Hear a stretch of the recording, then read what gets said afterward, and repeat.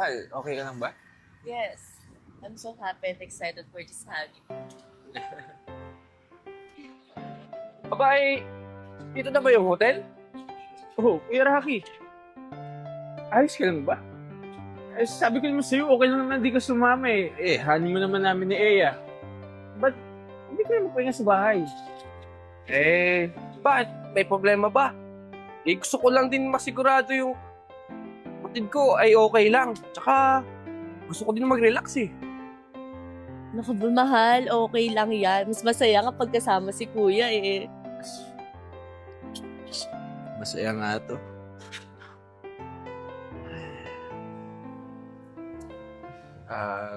Kuya, wala ka bang planong kumuha ng sarili mong kwarto? Bakit? Hindi naman kailangan ah. Sayang lang yung bayad. Tsaka gusto ko rin makasama si Eya para matutukan ko siya. Sweet talaga ni kuya. Oo nga, sweet mo. Mahal, hindi ba pwedeng tayong dalawa lang? Kahit isang gabi lang. Mahal naman, huwag kang ganyan. Naiilang si kuya pag wala ako sa tabi. Konting taste na lang, please.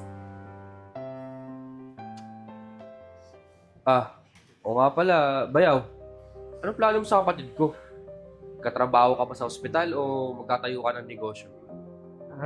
May mga plano naman ako, kuya eh. Pero sa ngayon, gusto ko muna talaga mag-focus kay Eya eh.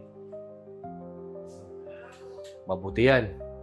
Pero pinapaalala ko sa'yo, kailangan mong patunayan na karapat-dapat ka sa kapatid ko.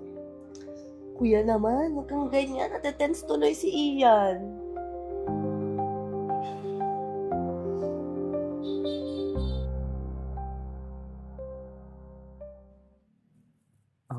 Kuya, dito ka matutulog? Bakit? May problema ba?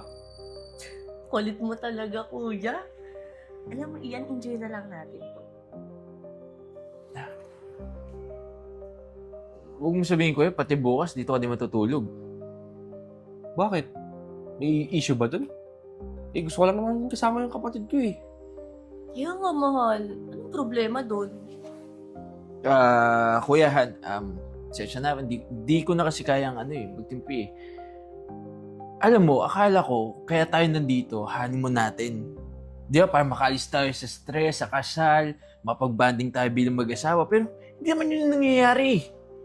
Anong ibig mo sabihin, Tol? Mahal ko ang kapatid mo. Hindi mo ako kalaban. Gusto ko lang naman magkaroon kami ng space eh. At saka pwede ba? Baka naman pwede kami magkaroon ng moment. Mahal. Mahal, asawa kita. Kailangan matuto tayong bumuo ng sarili nating pamilya. Eya, Ian, alam mo, tama ka naman eh. Naintindihan ko naman. Lalong-lalo na ngayon, mag-asawa na kayo. Siguro nga, kuya.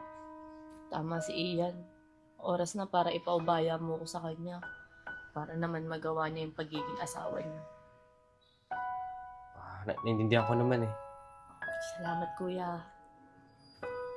O siya, siguraduhin nyo, pagkatapos na ito, magkakapamangkin na ako ha. Hanap na ako ng kwarto sa kabila. Okay, kuya, salamat. Ingat Sige. ka. Ay, sa wakas. Honeymoon na talaga. Ay.